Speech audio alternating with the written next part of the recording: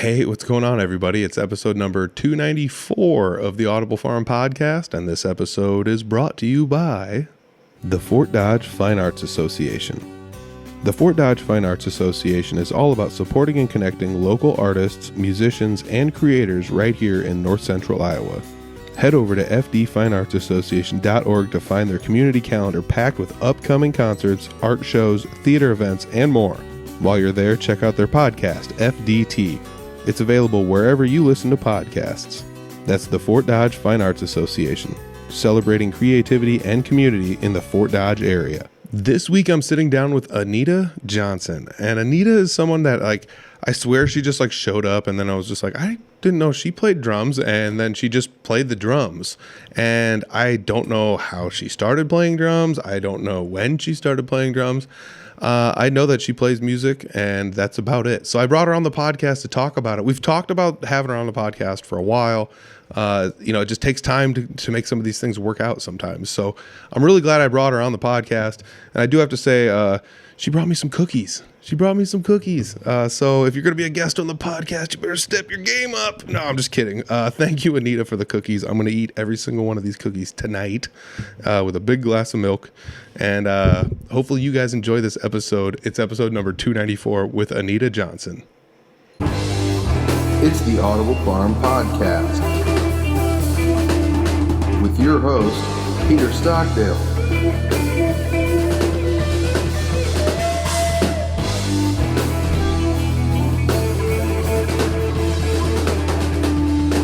I'm sitting down with Anita Johnson. Anita, you have been a longtime supporter of the podcast. I have. So to put this all in perspective, multiple jobs ago, I worked in Emmitsburg, and that's near-ish an area where you kind of reside. And I met up with you and sold you a hoodie one time. And that's mind-blowing to me to think that it was that long ago. It seems like it was just yesterday. I know, and you were nice enough to come to our place, and drop it off, which is very good service. It was pre-2020. Oh, no way. 100%. Oh, my gosh. Yeah, I had no idea. Yeah, I didn't know either, which is I don't know, 2020 still doesn't seem like it was that long ago. I know it. Oh, that's wild. Crazy. Oh, man. So let's get on to some good stuff, though. Okay. You are a drummer, and I see you at jam nights. Mm-hmm. I don't really know where you're from. We've talked, but we haven't really talked a whole lot. So where are you from originally? Yeah. Originally, I'm from Oberlin, Ohio. Ohio? Yeah. So for all those people out there that are listening from literally any other state, Ohio, Iowa, they're different. That's right. But what brought you to Iowa? Well, my husband, who's cool, the cool Rod Johnson, he pretended to be an Ohioan for 10 short years. He's from Iowa, and he was born in Winthrop and also lived in Algona for a number of years till about 10th grade. Okay. And he moved to Ohio, and I met him at college, and I was a freshman, and we've been together ever since. And then we lived in Ohio for a while, and then he lost his great job, because they were closing down the plant, and we decided to move back to Iowa. And then I found out my grandmother, who was born in 1899, yesterday. Oh, really? Was from Ware.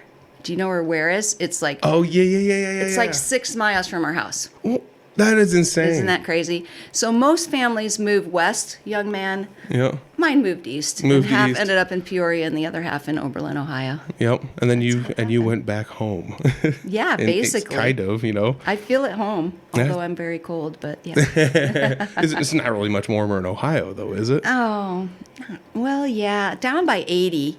It's on 80. So in my mind, anything south of 80, south of Des Moines, is basically Florida. Our kids went to school at Indianola, and they were mowing the lawn, and I came home, and we had a blizzard. So that's wild. Yeah, it is. That's Iowa, though, too. Iowa, you never know what's going to happen here. It is. So when did you start playing drums then? Was that something you always played?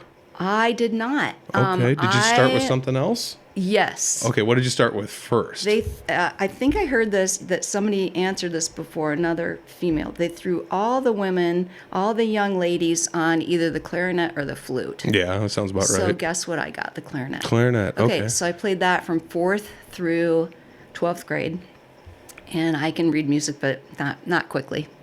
And but I always wanted to be a drummer. I was just dying. I knew the cadence. Like, I had some sticks at home, so I practiced the cadence a little bit and whatever. But sadly, it was not to be. And so I think I got to play cymbals once. Oh. At a halftime show. Okay. That's too heavy. So it's like field marching then. Well, yeah. Okay. Our band was really good, and it was cool. I mean, all the cool kids were in band or vocal. In my opinion. Sorry to the 6 people who weren't, but you were cool too in your own way. And, everyone but 6. And even the sporting kids they'd just make them carry everything. They would make them carry all the markers for the football field out. They just didn't march in formation. And we were really terrible at marching. Sorry, you guys are probably good now. But we sounded really good. Yeah. There were like 125 people in band or something. Wow. And I mean, the school was like a 400, 400. Okay. Kids. So it was really a fun thing. We had a great band director. She was just very positive, uplifting and whatever. But I didn't get to be in with all the drummers who were having all the fun in the back row, goofing around and messing around. So what was the inspiration to play the drums then? Was it, did you just grow up as one of those kids banging on pots and pans, or did you just see it and you're like, I kind of want to do that? Or this is really weird, is that I didn't even know it myself until after I got the drums. I know the drum parts to all these songs. Like, I remember going to a Steve Miller concert, and I was mad because they weren't playing it. They were taking license, which I do now, and I understand it. But I mean, I knew it in my head. I knew every part to every song, like the Doobie Brothers, same way.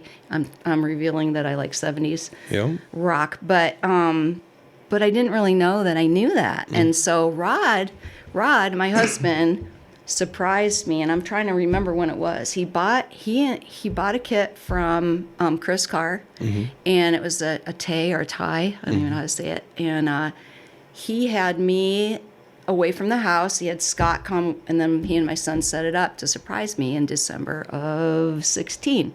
Oh, wow. I did not touch it. I did not touch the drums. So that was like the first time you ever had a drum set? Ever. Really? Oh, yeah. It was my very first drum set. No way. And That's it was insane. Nice. It was a nice one, so I was really blessed and happy. But I did not touch it. I looked at it. I didn't know how to. I had no limb independence, nothing. I couldn't do it. And then I was at Zumba in town, and our band instructor was there. And turns out she's a bass player and a drummer. Oh, cool. She's moved on since, but I asked her if she'd give me lessons. And so I didn't start till like May of 17. Okay. So just like maybe once every 2 weeks or something, she'd come over and I would start lessons with her. And then I just goofed around on my own. And then Rod had a birthday party he has a newspaper online that's going to be gone now, and then for his birthday. And that was March of 18. Okay. So then I just played. I don't know how. I just played Tulsa Time. It was like my first song I played. Oh, wow. I still have the video, and I went way too fast. And Rod was playing, and Chris was playing, and I think Craig was playing too. Phillips, yep. Okay. And then it just kind of opened the door from there. I don't know how. Crazy. I didn't really know what I was doing. So you were kind of taking lessons, right? Yes. Before you went and did your first, let's say like your first jam. Yes. But did you ever have like a first aha moment? So like, did you ever have a moment where you're like playing some of this stuff and you're like, oh yeah, this is how it goes. It's actually just this easy. Because I feel like most instruments, there's that weird barrier. The first one you get over, you're like, oh, and it just like opens the whole thing up. Did you ever have one of those? I don't know that I haven't really thought about that, to be honest. Was it just the first jam when you were like, oh, okay, I can do what everybody else is doing? Kind of. I mean, kind of, but I knew that I wasn't doing it correctly. Like I knew I could do it an easier way because it was only in my head. The sound, I knew the song. If I know the song, I can play it. I might not be doing it efficiently and that kind of thing. And so then actually we went to see Lone Tree Revival, and Dean Davis was like just incredible. Yeah. Oh my gosh. Dean's so wildly good. Oh yeah. He's doing things where you're like, well, that's not going to work, and it works, and you're like, Yeah. Then you're like, well, how's he going to get out of this? And it's like, oh, I guess it's that easy. Like, Oh, yeah. That's just. And he's playing Chicago, which is not easy. And he's, now I've heard he did a Heart song, which is like crazy. Mm-hmm. He's so good. And Rod called him and said, "Do you give lessons?" And he goes, "Well, yeah." He says, "I think that my wife might want to take lessons from you." So I started with him. He was kind of my first. Well, I take it back. I did have like a couple of lessons from Scott Sheevil from Storm Lake. I don't know if you know him. Mm-mm. I had gone to a couple of jams at in Storm Lake on the 3rd floor of some building, and it was so much fun. And then he said he'd give me lessons, so he's giving me like 3 lessons, just basically boom, chick, boom, chick, boom, Yep. chick. And then I had Dean, and I don't usually claim it if I'm not doing well because he's so good and I just don't practice enough. And I might have the instruction, but I don't want to like embarrass him, at all. But because I should be better than I am now. Well, it's okay. I think that's all of us though too. Like. I need to actually practice, not just like rehearse a song that I already know, Right. or just like the guitar equivalent of that is just like and you just play the same thing over and over and Right. over and over again for hours. And you're like, man, this is awesome. And every time you come home from work, pick up the guitar. Yeah. You got that part down. Yeah, it's the same. You're not actually practicing. You're just kind of like occupying your time by doing the same thing over and over. It's like playing the first level of a video game over and over again because you're like, oh, I can beat this. Yeah, And that's kind of what I think a lot of us falter at, sometimes. But you get that part down really well, and Rod actually did that for years, and then now he plays complete songs, and it is such a breath of fresh air. Let me just say, for the last however many years, it's great. Instead of just playing the same thing over and over again. Because I just hear it, and I'm like, well, yeah, they got that down. Yep. Do you think it's more difficult? This is going to sound wild. Do you think it's more difficult to practice the drums just because it's like more noise, or it's bigger, or it's like more? With a guitar, you can sit down at a chair, a nice comfy chair, and just play. But with the drums, it's like almost like you have to be like, all right, I have to wear like shorts and a loose fitting shirt, and I have to like stretch before, and like or like it's. I really have I would love to blame it on all of the above, but from what I've seen from the good drummers, you have a practice pad. You can pretty much, you got a pillow. You can practice. True. I mean, there's really no excuse. But I think it's just, I just get so much more satisfaction. I learn so much more when I'm playing with guitarists and singers because I have a feel. I just feel it and. I don't know. It's just a different thing, and you just kind of instinctively know. Okay, this would sound good if I had this bell in. And it's not that I'm not thinking. I'm like thinking ahead all the time. Like, okay, don't go. Stay on the hi hat. Don't go to the ride. Don't speed up when you're open. I hear all this stuff kind of like a golf swing. Mm-hmm. So it's going on in there, but just to play with other people, there's just so much of a vibe going on. And if you play with really good people, like I've been lucky to do, then I get better. And I sound better, but I get better because they know what they're doing. I would definitely say, like, you're explaining this thing that I've thought for a long time. Everyone probably already knows this. There's 2 schools of thought. There's some people that, like, it's their first jam night, and I call them basement jammers. Uh-huh. They're the people that can sit in the basement. They can, Eddie Van Halen stuff, just the whole 9 yards, just crazy guitar stuff. But then when they sit down with somebody else and play, it's not as intuitive. Sure. And that's the thing. We're learning to give and take with somebody else there. Like you said, like, this would sound good if I added this in here. And sometimes you don't realize that until you go through a measure. Right. Or around the circle once. And you're like, oh, okay, when the verse comes, this is the spot that's open for me to add a thing. Yes, you're exactly right. But those people that are basement rockers, they don't. I think that's something they don't understand. That took me a while to realize that, like, the whole entire song is not meant for a solo. Right, if that makes sense. Yeah, I get it. I just as opposed to just add a little bit there. The rest of the time, just play the chords and stuff. Just a little spice. Yeah, and I think that's something that is definitely learned at jam nights for sure. Oh yeah, because you just have to know when to let something breathe and let somebody come in and take their part and add everything to it. Mm-hmm. I will say, getting back to your question, the aha moment. I don't know that I had an aha moment, but one thing that was kind of freeing was, and it happened in January 2025, so last year. It's the first time after all, playing for 7 years at that time, that I didn't feel like an imposter. I had the imposter syndrome. I felt like a poser. I'm just up here, really. And then every time if I would do something bad, I'd be like, I'm just going to quit. I'm never playing again. I suck and whatever. And that's the first time that I didn't feel kind of like throwing up when I got up there and super nervous. Okay. And it's not that I didn't care. And I was still ready and still paying attention to what was going on, but I didn't have that overwhelming, why am I here? What am I doing? I'm going to screw up. Yeah. I mean, I think some of that just comes, our circle up here in north central Iowa is kind of tight, even though it spreads out throughout multiple counties, like 10, 12 counties, but it's still like we all kind of know each other. And like you said, at Fort Dodge, all the jams, there's kind of like legends at all the jams. It doesn't really matter where they're at, but Fort Dodge, we've got our legends there and whatever. Right. And going up and playing with them sometimes, and maybe it's like running a race, and it's like I didn't trip and fall on my face, but I kind of stuttered for a second. Sure. And that's the thing where it's like everyone's looking at me, they all hate me, they're not. Nobody cares. No. And I still am not good at getting over that. There's times where it's like I'm not playing today. Like everyone's too good today. Well, Sorry. this is what you have to look at it. I think it's like you're getting the cost of admission. Okay, your admission was free. Yeah. So it's like I don't really feel like I have to perform at a super high level. And I let go of the perfectionism. It's like I'm a perfectionist in certain things. Like I used to write stuff and whatever. I used to be very, very picky about that.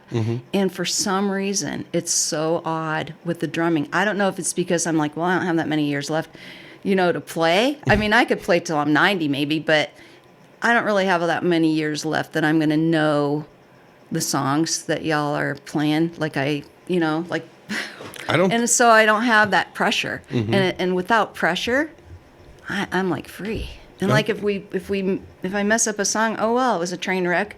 Let's play another one. Yeah. Yeah. It's like so awesome to be free like that. I feel like that's also the drummer has the easiest job. All you gotta do is count to 4 over and over again. Generally speaking, everybody. But you also have the hardest job. You don't get to choose the songs. Oh, I'm happy if anybody turns around and tells me what song we're playing. That's where I'm at on it. Okay. You tell me what we're playing, you're golden with me. That's funny. I mean, I tend to play like weird kind of songs where like this is a blues standard that if you go to a blues jam, somebody's already played it. But like at the jam we play, nobody plays Going Down, and it's just like one of those things. But if you just say Going Down, they're like, I don't really know if I know this song. Yeah. But it's also like, this song is the same thing just over and over and over again forever. So you'll figure it out after we go through everything. Yeah, there's all patterns and stuff. Yep, yeah. I think that's like the easiest and hardest part about what the drummer has to do back there. Yeah. 'Cause the other thing is like, I've used this analogy before, like you're like a dog musher back there. You lead from the back. The dogs are the cool thing. They're out in front doing all the barking, but you have to know when to pull the reins, and that's true. That's got to be difficult too. That's true. I at first I just let them start, and sometimes they still always do start, and then I just join in because sometimes, like I've been playing all country and I'm learning country. They'll tell me the song, and I don't know. I have no idea. The first time I played Bandy the Rodeo Clown, I'm like, I have no idea what this is, but I thought, this sounds like a Glenn Campbell tune that my parents used to listen to. So I just did a cross stick on it because it sounded like that's what it needed. And I had sent the video off to, Scott Dahl is my mentor, not my teacher, but he will tell me what's what if I ask. I have to ask. But he's like, how did you know to do that? I'm like, I don't know, it just called for it. It fits, yeah. So that was kind of satisfying, I guess. By the same token, I was playing an 80s tune, Ice Cream Man by Van Halen, which Owen was my bass player, Owen O'Brien, super talented.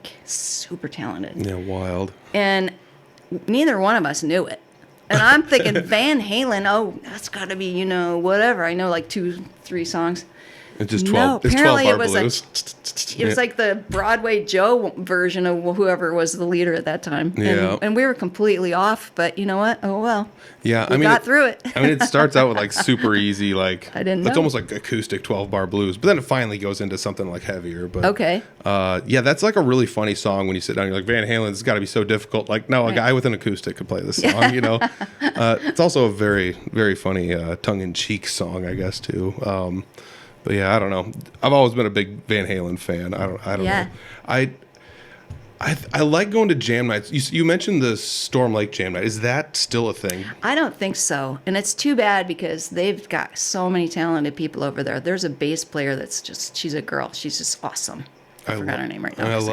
She's so good. I love that. She's very good. I also like how if you go just far enough away from Fort Dodge, I feel like Storm Lake is about that. Yeah. That you're outside of our circle, and maybe some Right. people on the outer edges of our circle might get out there, but like it's a whole different beast over there. Same thing like Cherokee. I go to deal. Cherokee. That's really fun. That Brooks Begay, he runs that, and then you got Andy Jewell, who's a talent in his own right as well. Owen plays with Andy. Tim, Owens and Andy's- Anderson. Did you know What's Owens that? in Andy's band? I did not. Yeah. Wait, no, I did. Yeah. Because he has the Ice House thing that's out now. It's a new LP for Andy. Okay. And it's like kind of like really prog, like rock. And Yep. yeah, that's Yep. cool. Yeah, the drummer in my punk band is the drummer in Andy's band. Oh my gosh. Yeah, which is like, it's such a big, small That's world so out here. cool. Yeah, it's so fun. Clint Wheelman was down in Texas. We were down there, and he was down in San Antonio with the band that he's touring with. Yep, the Rumors. Yep. And we couldn't make it, and I feel so bad because that would have been really fun to see, and different kind of music than what I usually listen to. But I like all kinds of music pretty much. So Yeah, he plays in the punk band I'm in, actually. Clint Nice. does. Yep. Clint's from Humboldt, which is where I'm from. Oh, that's cool. And yeah, I've known him for like ever, basically. Okay. So it's kind of fun to see him going out there. Like he's going to do a European tour with the Rumors next good month for and stuff. him. Like it, wild stuff. I'm always happy to see young people get to do cool stuff like that. Mm-hmm. There's a girl that I met, Christina Cumley, and I met her at a drum clinic in Tulsa. And she plays at some big giant church in Dallas. Well, now she's touring with, what is it, Band of Skulls. Okay. Yeah, and I think they're from England, but they're way out. She's been posting, she was out at Rikers Island, or, not Rikers Island, whatever, it was out there. And now I think they're in Wisconsin. They're going everywhere. Everywhere. So I'm so happy to see people get to do that, because that would have been like a dream back in the day. Yeah, man, what a tough way to earn a buck, though, too. Oh, yeah. Like, I'll tell you what, like, if you had a home base and you stayed near your home base, like, a singer-songwriter might be able to make enough money to, like, eat food and, Maybe. and do stuff. I know. Like, Yeah. when you actually run the numbers and you're like, the amount of time you spend, and then when you break it down by hour, you're not making a whole lot by hour. But you might be able enough to break even. But if you're adding gas and driving and venue to venue, man. I know. My hat's off to those people. That was always a dream of mine growing up, and it's, Sure. at the same time, like, when reality hits, you're like, I don't know if we're going to... This would be tough to do. You would need to have somebody backing you for I know, something. because then then I'm worried about, like, as a mom with, like, 3 grown kids, 2 that are married, 1 that's engaged, and 3 grandkids. I'm like, you gotta have, like, health insurance. Where's your health insurance? 100%. That's like number 1 with the parents. But who can afford health insurance these days, Oh my gosh, no kidding. It's probably better not to, I guess. but Yeah, almost, honestly, as much I as anybody know. goes. I know. Dental insurance. No, this is not a political podcast. But planning all these jam nights, even going down to Texas. I've seen you on your Facebook. You're like, because you do venture down to Texas during the winter sometimes. Yeah. And so, what is it that same, like, I guess I don't care. Like, if it's free to get in here and everyone's just sitting here to enjoy the music, then why not go up there and play with these people? Well, I've kind of have my own community down there now too. Like it was blues night on Tuesday, and they got rid of that. And that I actually found out that I'm actually better at that. I can feel it. I just like get into it, and I love it. That's gone. So they have country on Thursday, so I'm learning all that. And that's been fun too, because they're all really good. But everybody's so nice down there, and they're so good. Like I got to play with this legend guy, local legend, I guess, and I wasn't nervous because I don't really know him. That's also the fun of that, though, too. Yeah, I know, and probably here, like I didn't know some of these people were kind of famous around here. And so I don't get nervous because I don't know them. Yeah, that's super fun though. Like I'll interview some people. I'm like, so like when did you start? And they're like, well, I've been playing for 40 years. It's like, I guess I'm just out of the loop, you know? Like Bob Johnson, you had him on. And he's so nice. And I loved hearing his backstory. I love the backstory. Yes. And then Craig, I like all his backstories and everything. It was so awesome. Yes. Oh my gosh. Yeah. Those are some fun ones too. Cause it's just, you start to like, they have so many stories for so many. Like you think about, you know, I've been playing for 10 years. All the stories I have, you know, quadruple that. And now imagine what you got going on. I don't know. Just I think about like that's one of the reasons when I joined a punk band and I played down in Des Moines. That was like the first I'm going out in public and playing music thing that I would do because I don't know anybody down there. And as soon as I'm done, I'm turning around driving 2 hours back home. Really? And nobody's gonna be the wiser. You know, it's like, oh, if you messed it up, who cares? I'm 2 hours away. Right. You know? That's true. So that's true. You know, that was kind of a fun thing. So maybe that is some inspiration to go to a new place and try some new things. Right. It's just, I don't know. It's fun. And I've just been really lucky because I'm in a really good group called Drummer Girls United, and I think they have like 8,000 members worldwide. And I found Tammy Mitchell Woods, who founded it, on actually a drummer podcast by a guy. And he had interviewed her, so I looked her up, and she's just like made this whole thing blossom. And there's all kinds of drummers on there. I mean worldwide drummers from like djembes, and I don't know if that's how you say it. Yep. And or Annika Niles, you know, like who just took Neil Peart's place in Rush. Yeah. And it's just runs the gamut. So and everybody's really nice. It's a great place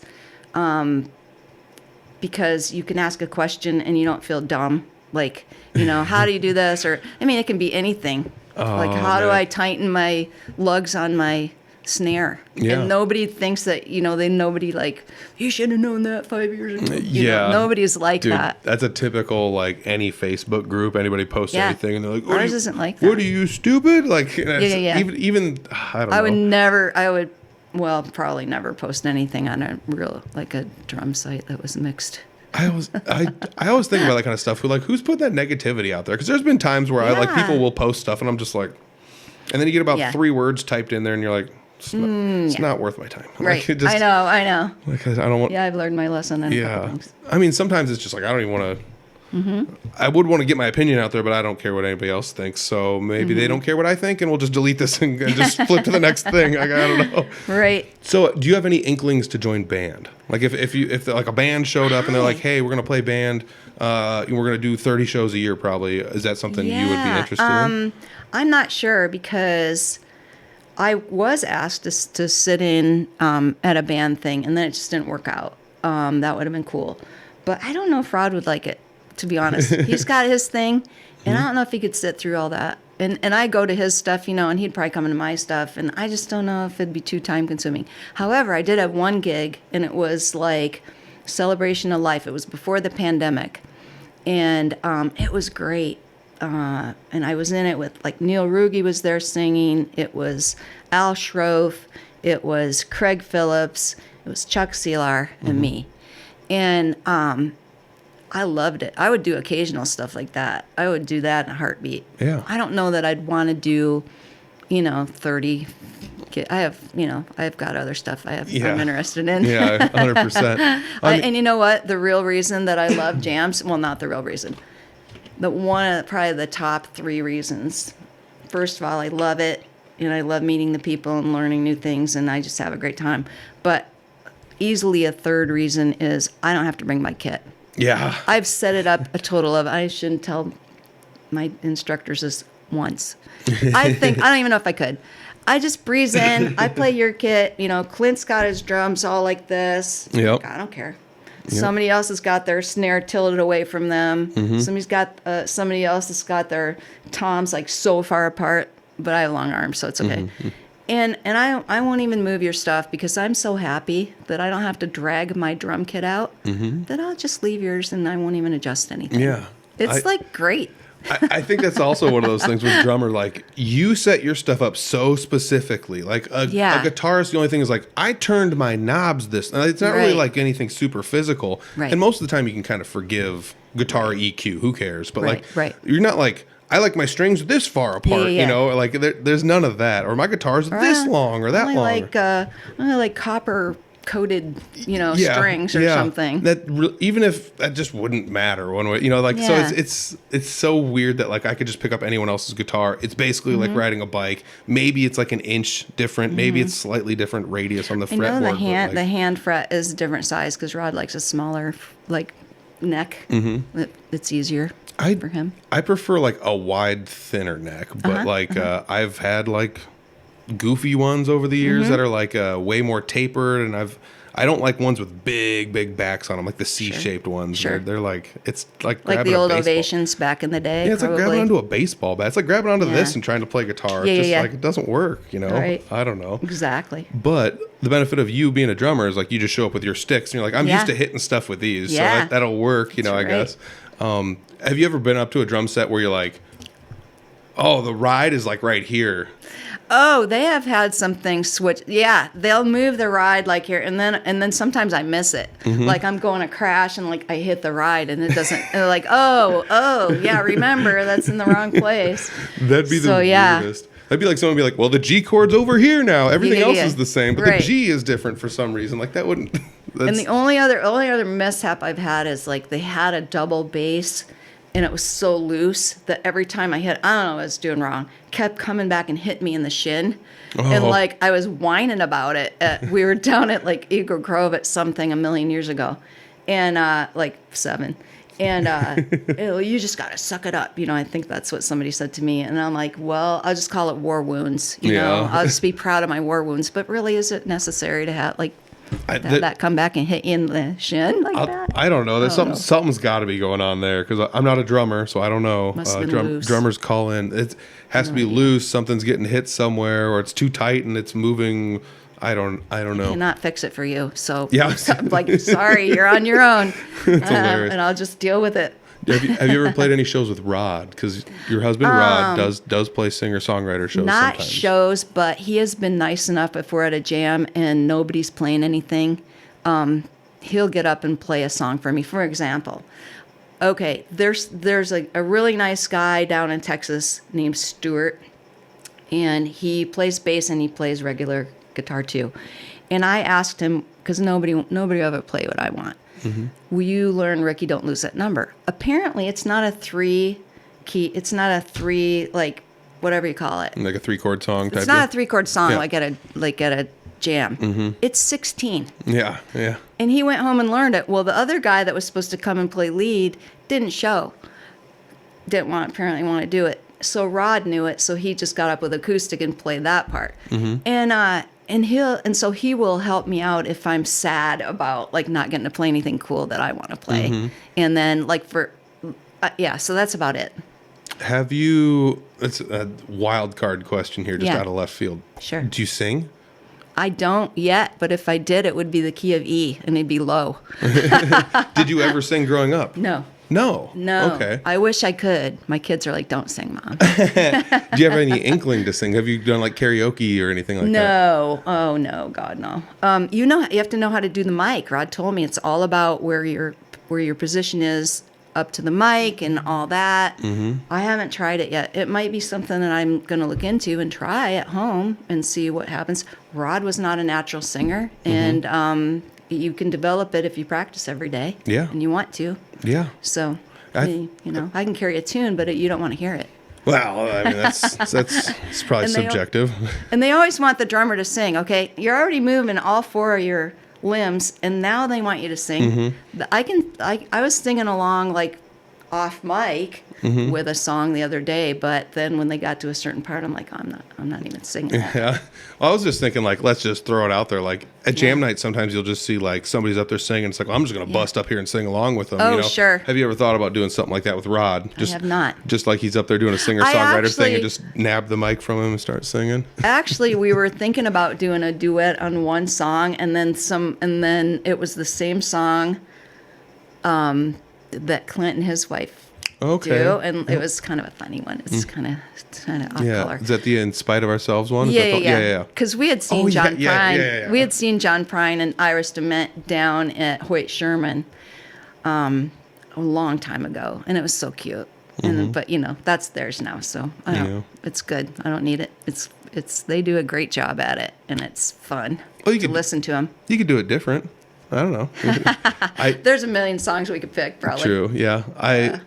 Ed from Rails actually just sent me a video that he took like a few years ago of it was like Clint and Molly and Taylor and me were at Rails playing a show, and they came up to sing that, and we all four of us like went up there and sang along. And so it's Fun. oh geez. So it's all of us. It's all of us up there on stage I bet that singing. was fun. It was kind of neat. Yeah. It's nice when other people are singing. Then my singing doesn't sound as bad. I'm thinking there's a lot of people that sing backup, and they're not like they don't ever come out and sing like as a solo thing in the front or take the lead. Yeah. I mean, a lot of drummers do that. I could probably help with that maybe sometime. Yeah, just sing a couple notes here and there or that'd whatever. be kind of fun. I don't know. Maybe. I'm not much of a lead singer, so I guess I don't really know. What drives you to play the drums? What drives you every single day to like want to keep doing? Is it just that it's fun? Have you picked all the funnest parts and you know what the fun parts are? Because we had mentioned you haven't like moved your drum set around a whole lot. No. You don't really have much inkling to join a band. I mean, no, but I would, like I say, I would like play like a one-time thing here or there if somebody needs somebody. Absolutely. Okay, yeah. go ahead. Go ahead. What drives me? Yeah. I love it. Yeah. I don't know. It's like a joy. It's kind of like, I don't know, probably 20 years ago, we went to Hawaii for our 25th anniversary. And I took a surfing lesson, and it was like the best thing ever. Like it's like you're 10 and you're riding your bike down a hill, and the sun's on you, and you're just free, right? It's just like the best feeling ever. Wow. And it comes close to me. It comes close for me with drumming. Okay. I love it. It's like, I don't know. It's great. Although that being said, I thought that I could play a song. Last Thursday was the last jam that we went to in Texas, and they were going to get up and play You're No Good. Okay, by Linda Ronstadt. And I played that 4 years ago at my birthday party with the Chris Carr Band that we hired them, and they let me play. And I sort of mangled it a little bit. But the thing was, and I didn't realize this, the girl playing bass had a washtub bass, so it wasn't loud. And the girl singing it had an acoustic. So I was like way overpowering. I'm like, finally, I get to like just bang on it, you know? I was apparently a little too loud. But man. I don't know. I'd like to do that. Yeah. Do you draw inspiration from anyone? Is there anybody that like, was it when you played with Dean Davis, you're like, I got to get this good? Or was it when you kind of met up with Scott Dahl, you were like, well, he plays a lot, I'm going to pick his brain? Or was there like any one person?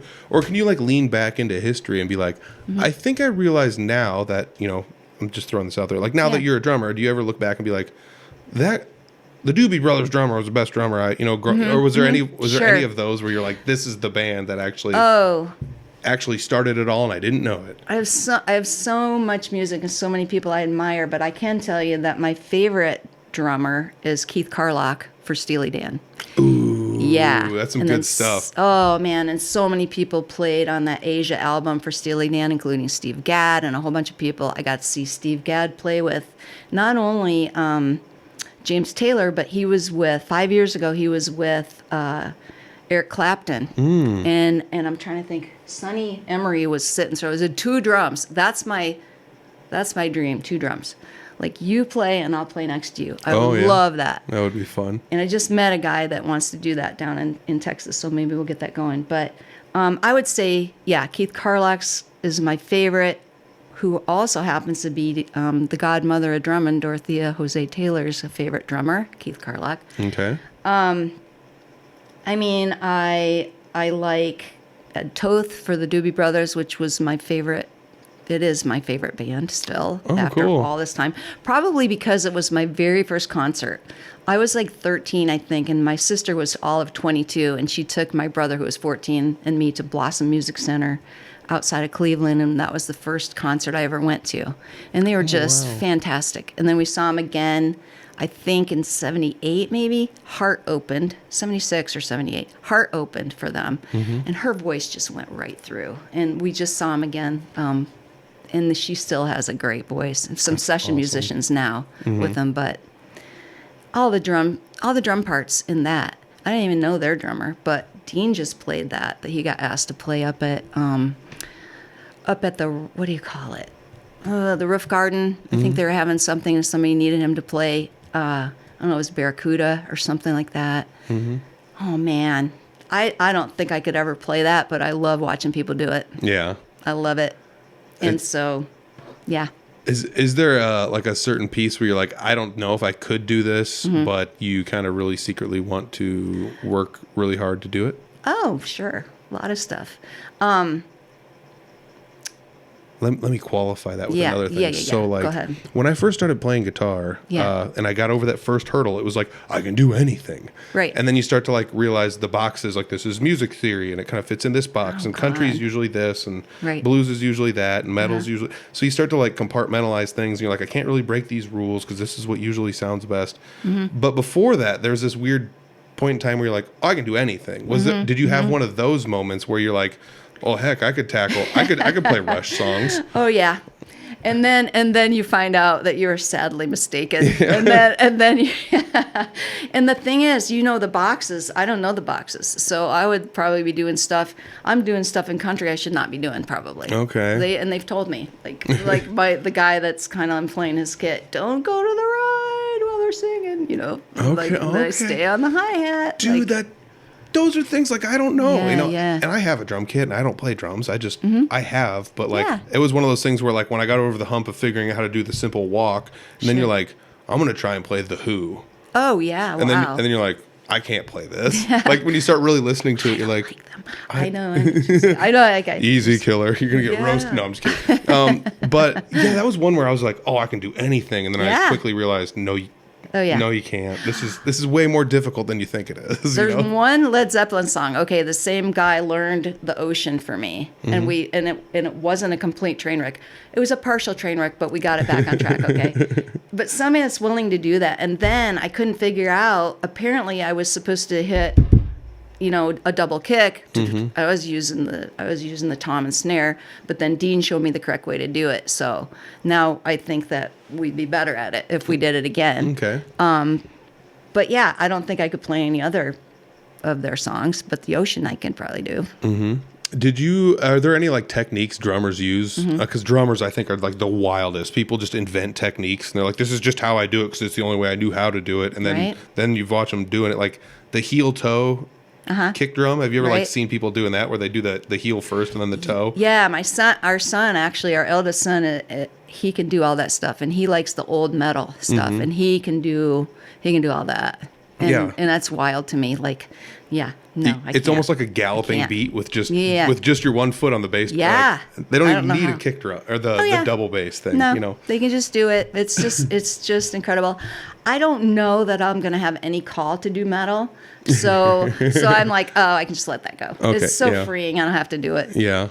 Yeah. I will have to say the fun part about metal is as long as you can keep a 4/4 beat, most of it just fits in there anyways. So I love the drumming on metal. I love the metal drumming. I don't like the screaming, to be honest, but I just love the drumming, and I don't have, honestly, that much energy. You got to have a lot of energy to do that. You have a lot of energy just to be a drummer, though. Well, like depends. I play one song and I'm just like, my core, it's not very nice to begin with, but it just hurts so bad. Like, how do you guys do this? Well, I will say sometimes on the whatever I watch, it thinks that you're rowing, so you get credit. That's sometimes. Funny. The exercise points. Yeah. That's the other thing. You guys get built-in exercise. Right. I sort of. You usually see like, and I'm not trying to pick on anyone, but like, Three Finger Betty, the punk band I'm in. It's three pudgy guys up front, Clint Wheelman in the back. And he's just mean so fighting lean. machine. Yeah. It's just, I think that's just the fun thing about drummers. But I think they'll outlast us all. You'd think, Man, I just like,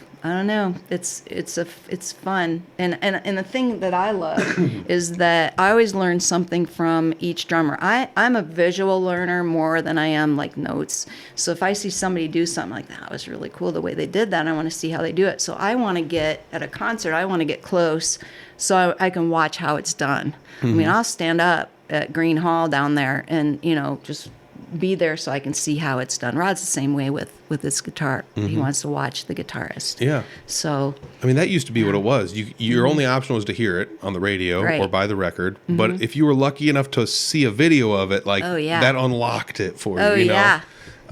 Have you ever watched YouTube drum videos? Oh yeah, all the time. I learned. There's a song I hate. I hate to say this, but there's a song I think I'll just stay here and drink. Okay. I think it's like Merle Haggard. Okay. And I don't know what it is about it, but I just hate it. And I don't hate it anymore because I can play it, but I used to hate it. Let's qualify that. I used to hate it. So then this other guy was telling me, "Oh, you're not playing it right. Really, he has 2 snares, and it throws the guitarist off because you're actually hitting like almost like a grace note beat or whatever." Mm-hmm. I don't need to get that nitty gritty about it. Yeah. And so I figured it out. I mean, I can do it. I'm doing it just like the guy on the YouTube video. Mm-hmm. So it's all good. Yeah. So you had mentioned, okay, this is going to I'm going to try and open this up because I do this a lot where I'm just like, I don't really like this. And some of it is, maybe it's not that it's like too difficult. It's just, it's not in my wheelhouse. Right. And that just automatically, I think as human instinct goes, makes me just think that's not for me. Right. But then once you kind of dive into it, you're like, oh, this is just like anything else. So there's challenges here. And like once you finally overcome a couple hurdles, you're like, this actually is kind of fun to do this now. It just, maybe the thing was I was scared to do the work. I don't know. But like, is that kind of sort of how you? I think you're right on with it. I think that's true with a lot of things. I used to hate haiku. I used to write poetry and I used to hate haiku with a passion. And then I made myself do it. Knowing that this challenge wasn't exactly the way to do haiku because I was just doing the 3-5-3 or whatever. Mm-hmm. And I made myself do it. By the end of the 30 days, I didn't hate it. That being said, too, I used to hate country. I'm sorry, I did. I'm from near Cleveland. Me too. Oh, yeah. I used to. The key is being used to. Yes. And I think I remember telling my little neighbor boy, who's now in his 50s, who I used to babysit, I'm like, because I'm still friends with him on Facebook. I was the neighbor kid. Where are your parents going? Oh, they're going to the, Lorain County Fair to see a country band. I'm like, oh, my country sucks. Yeah. I'm sure I said that at age 12 to him. I'm sure I said that. I'm sorry, Matt. Yeah. But it doesn't suck anymore. And I like it. And Rod's been pulling me into country for at least 30 or 35 years. I think he started with like the Tex Maniacs, which was very, cool. And, Rodney Foster, that kind of stuff, and then going back to the other old school. So I like the old school country, and I like the red dirt country. I like the southern rock, like Blackberry Smoke, who can play anything. They're amazing. Mm-hmm. There's a lot of bands I would go to see now that I wouldn't have given the time of day before. Oh yeah. And that's shocking to me. Do you think playing music has helped you get okay? Yeah. Yeah. I would have to agree. Because I used to hate Wagon Wheels with a passion. And maybe you hate it because it's so overplayed. I used to hate that song.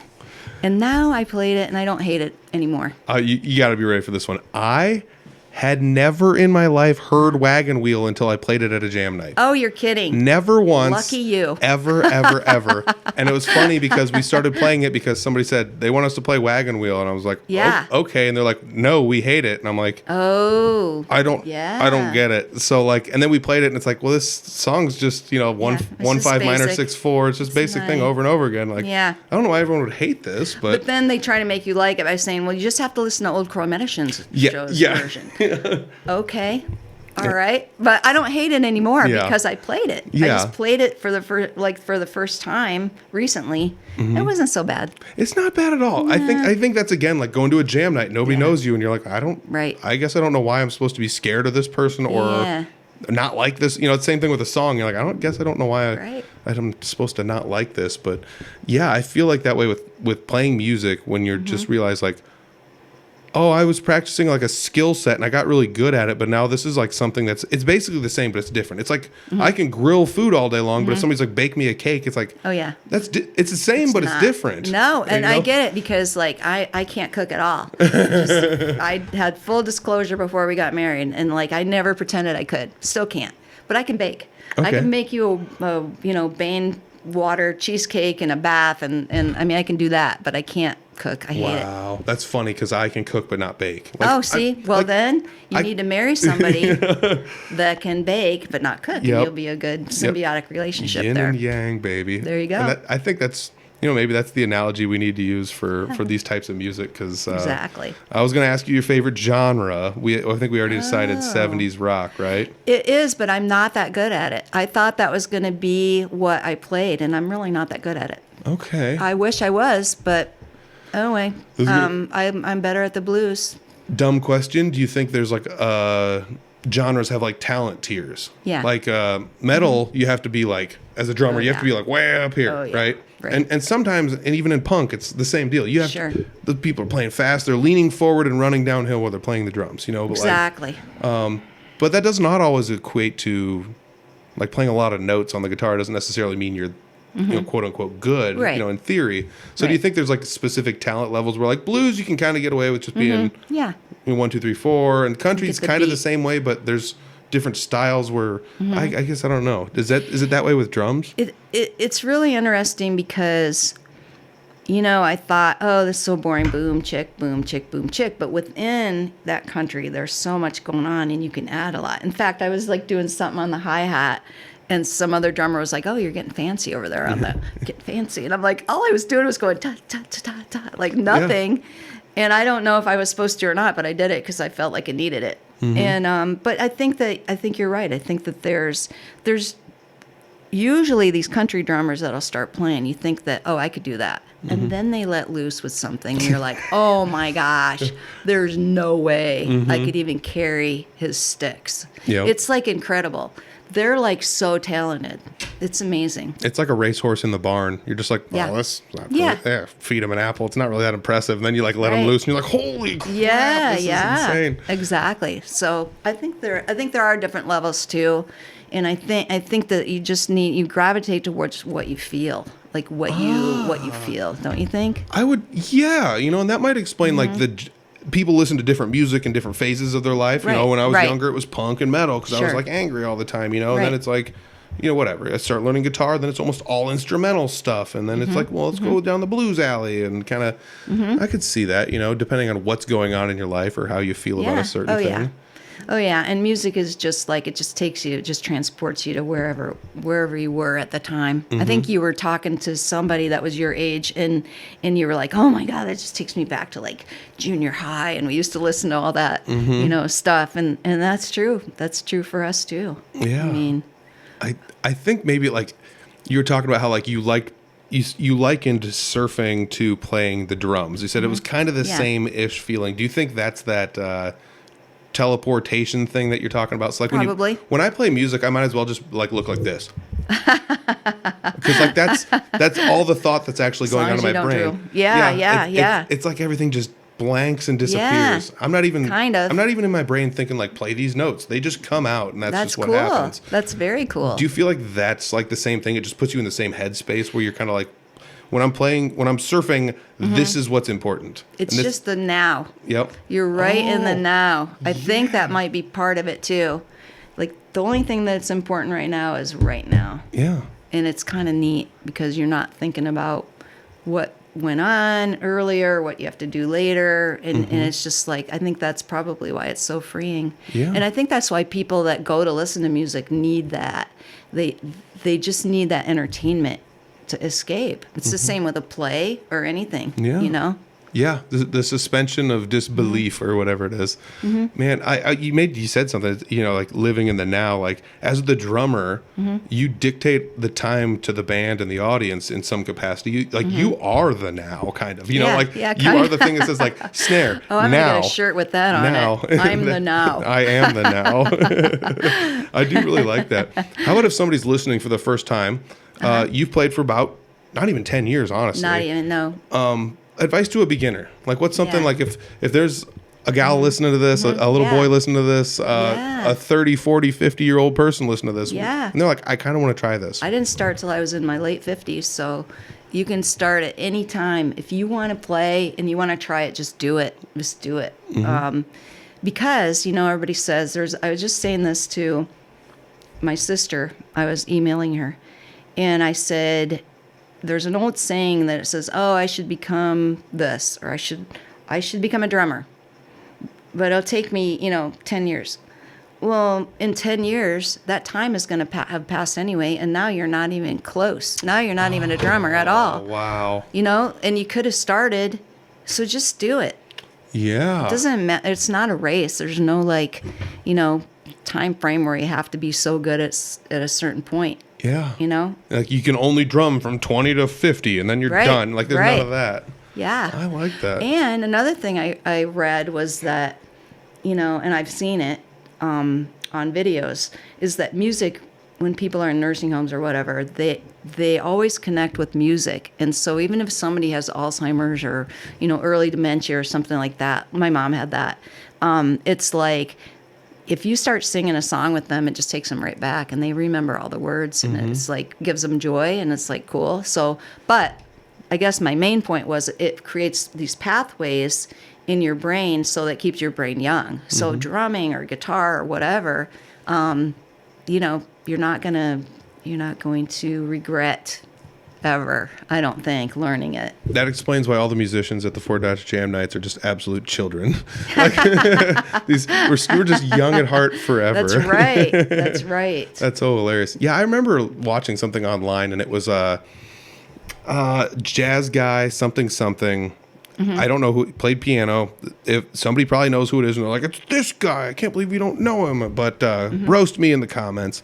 But he was basically like Alzheimer's or dementia or something, and he was all but bedridden. And like one of his old buddies showed up and started playing trumpet, and the guy they just brought a keyboard over, and he just put his hand on it, started playing along. No way. And it's like he couldn't do much, but like he could do that. All of a sudden, it just kicked in, and he started playing along. That's awesome. That's cool. Weird little dream I have to like do something like that. Like just have it just muscle memory kick in. Have you ever felt any of those muscle memory moments actually? Like, I have, but only if I practice like a fill, which I'm not great at fills, but if I have practiced a fill, I'm like, oh my gosh, it worked. Yeah. So you're like, so, okay, this is going to sound crazy. So like when you go to try one of these at a jam night, are you like, okay, here it is. We're going to do the fill. Yeah. But then it just happens and you're like, oh, well, that was easy. Like I practiced it and it was easy, like, because sometimes that happens with like the guitar. You're like, I practice this. And then you get to the point where you're actually going to use it at a show and you're like, I forgot what I'm doing. And then it just comes out. And you're like, oh, well, that's what you practice for. That can happen. That has happened. But more likely for me, it's like, I missed it.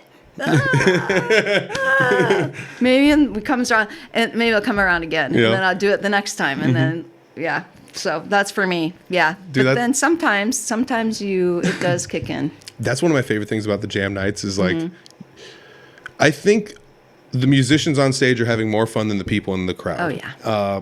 There's times where you miss a note or you like go to like rip a solo and it makes just the Guitar Hero wrong note noise, and you're like, oh, all right. Right. Those are fun to me. I don't know. I for a long time was like scared of those. And now I kind of like live for those. Like I played a show with Jesse recently.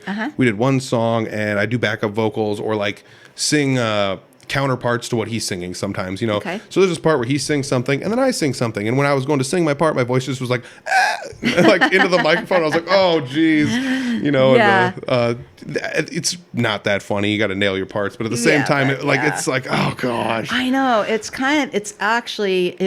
think it makes everybody feel better if somebody has something that maybe isn't like completely 100% on. It's like, oh, they can mess up too, and it makes you feel a little bit better. Like that's, you just want to help them through and like not make them feel bad about it. You just like, hey, it happens to everybody. It's okay. Or you just get the people that are wild cards. It's like the whole band is up there making a pizza. Somebody's the dough, somebody's the sauce, somebody's the cheese. I never thought of it like that. And then Owen O'Brien comes along and he's just like, I'm jelly beans. And you're like, this doesn't work. And then you're like, wait, this actually does work. It works pretty good. It must be those jelly bellies that taste like stuff that goes on a pizza. Yeah. Oh my gosh. Oh yeah, they do have all those. Oh gosh. I did see Soaked in Lakeview. Is that right? Is that Lakeview? I think it's right. made popcorn pizza. Oh, really? Pizza with popcorn on top of it. Wow. And I don't know what kind of popcorn it was, Yikes. but go look that up. It's soaked. I don't know. I'm not going to put the link down below, but you can Cool. find it. That's some crazy stuff. I'd have to have a sample. I don't think I could spend the $30 on the pizza. On a whole to figure it pizza, out. of popcorn. Yeah. Well, Samples are welcome. it's just you and 7 of your friends need to go down there Yeah, and there just you go. pitch in, and everybody gets a slice. There you go. Well, is there anything we haven't talked about that you wanna touch on? Anybody you haven't mentioned that definitely needs to be mentioned on your journey? I'm sure that I'm forgetting like everybody. I mean, I'm glad that I didn't mention a bunch of names. Yeah, once you start, Because I have got this many people that have impacted. I hate to say that. That's not correct, but that's how they say it now. Who have made an impact on my life as far as drumming goes, and I think that people should just get out there and try it.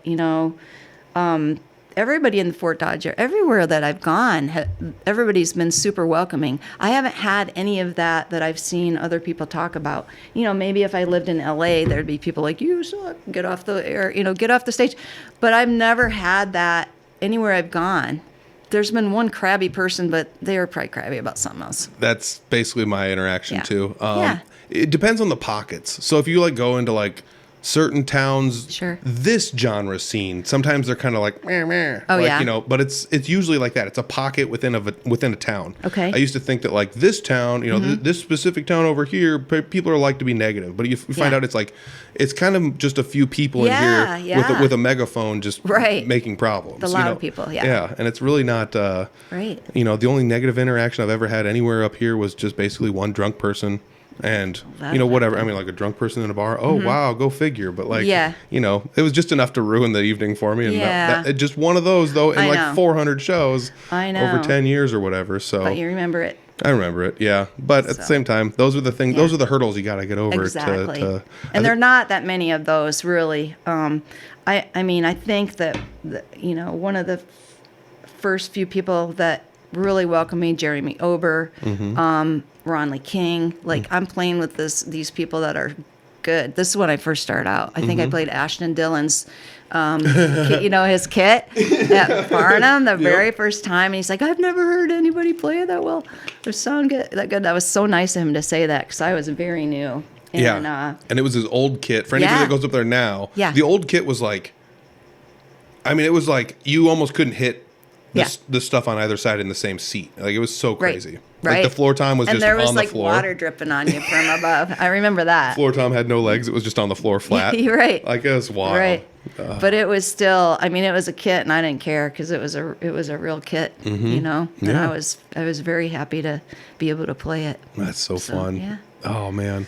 Well, I feel that's all I have, I guess. I feel like this is really, each one of these I try and pull some perspective out. If not from, for me, for the listener and things like that. But I think this definitely helped add that whole in 10 years it's going to go by anyways. Right. That is weirdly powerful. It's true. Because 10 years ago was about when I started playing live music and practicing. I came out of the basement and became one of those people that plays with other people. So that's good for you. That's kind of wild to think about. And that. Are you having fun? Absolutely. Good. There's times where it feels like work, but it's sure. It's fun. Everything's work, Just to some pretend extent. you have to take a kit somewhere and set it up. Oh my gosh. I'm so glad I'm not a drummer. Anita, this has been awesome. Thank you so much. Fun. Thanks for having me. I appreciate it. All right, there you go. It's episode number 294 in the bank. What a great conversation with Anita, honestly. You can draw inspiration out of anybody talking to them about anything. Life is so crazy that there's these things where you think oh man, there's no way these two things can be related. And you're like, well, yeah, they definitely can.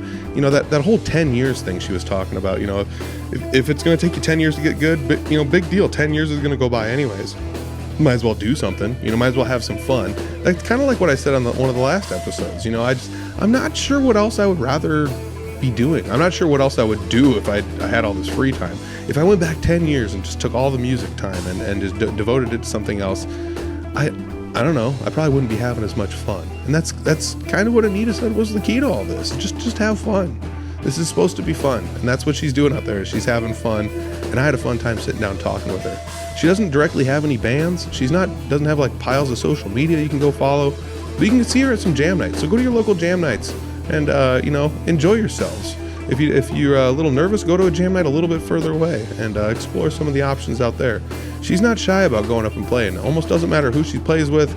I played some music with her at jam nights, and it's so fun to see people that basically, like, she kind of started when I started, sort of. I played a little bit in my teenage years too, but it's just kind of cool to know that she's been playing as long as I have, and we're both out there kind of doing the same thing. Just going to jam nights, playing around.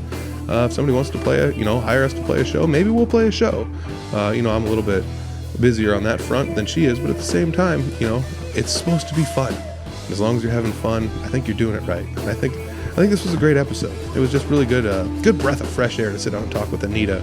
Wild also to think that she bought one of the hoodies from me over 6 years ago, which is crazy. Longtime supporter of the podcast. She used to message me every now and then. And, if I had somebody on that she knew, she'd be like, "Oh, this was actually really fun." Or if I see her at a jam night, she'd in passing be like, "I listened to that episode with this person, loved it. It was great." So thank you for listening to the episode. Thank you, Anita, for joining me. Thank you, Anita, for supporting the podcast. And thank you guys for supporting the podcast. Thank you to the Fort Dodge Fine Arts Association. And if you guys want to support the podcast somehow, you can go to www.audiblefarm.com for basically all of the good stuff. There's a Patreon where you can get the episodes a day early. I've been a little late on that, halfway through the day early. But yeah, there's a Patreon. $1 a month is all it really costs. Otherwise, you can check out some merch.audiblefarm.com. I believe will still take you to the merch. Otherwise, all the links are at audiblefarm.com. So thank you guys. That's it. Peace.